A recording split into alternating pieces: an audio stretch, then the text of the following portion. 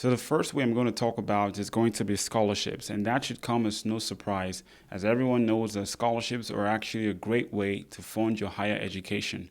Now, for international students, your main source of scholarship could come from either your home country, whether that's your home country's government or private organization in your home country, but there are also opportunities for you to get scholarships on the US side.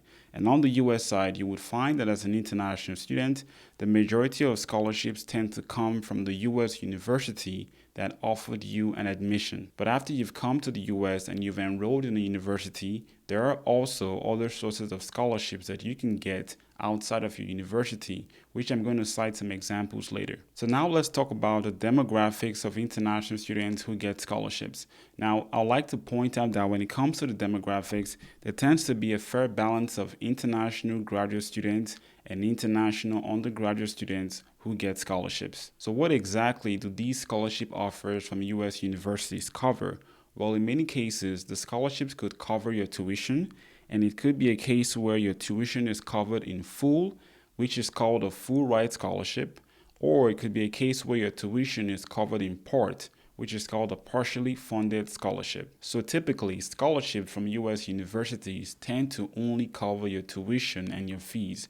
It's quite rare to get scholarships that actually pay you a stipend, which tends to be the case for fellowships, as will be discussed later. Now, if you happen to receive a scholarship, the duration of your scholarship will be specified in an offer letter. And in this duration offer letter, the duration could take different forms. Now, it could be a one-time offer, which means that you would receive a one-time cash payout towards your tuition and fees, or it could be a multiple year offer, which means that you might get a scholarship for more than one semester. Now, the duration of the scholarship is irrespective of the coverage you get in the scholarship. So that's what we get for the duration of scholarships. So now let's talk about how difficult it is to get a scholarship to the US as an international student. So what you would find across many US universities is that the availability of scholarships are quite limited. This means that the competition to get a scholarship is quite high.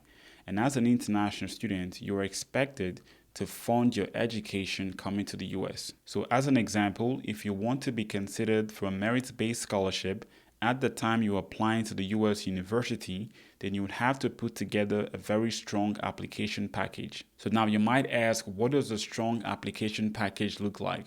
Well, that's going to have a very strong GPA coming out of high school or a strong GPA coming out of college. It's going to have strong letters of recommendations. It's going to have a high test score.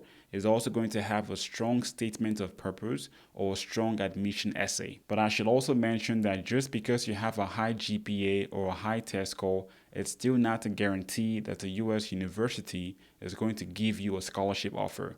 So keep that in mind. So next up, I would like to discuss the timing of your scholarship offer as an international student. And as I said earlier, you might get a scholarship at the time you're applying to a US university. But if you don't get a scholarship, then all hope isn't lost, because even after you've enrolled in a US university, there are still many opportunities for you to get a scholarship. So here's one example out of several examples that you can get a scholarship after you've enrolled at a US university. Let's say after your first year of studies, you make a very high GPA, and this puts you on the dean's list in your program. And your program might have a funding policy where students who make the dean's list could receive a partially funded scholarship or a fully funded scholarship, and they could maintain this scholarship for as long as they remain on the dean's list. That is just one example. Now, another common example where you might get a scholarship offer after you enrolled at a US university could be by you winning a student competition on your university's campus.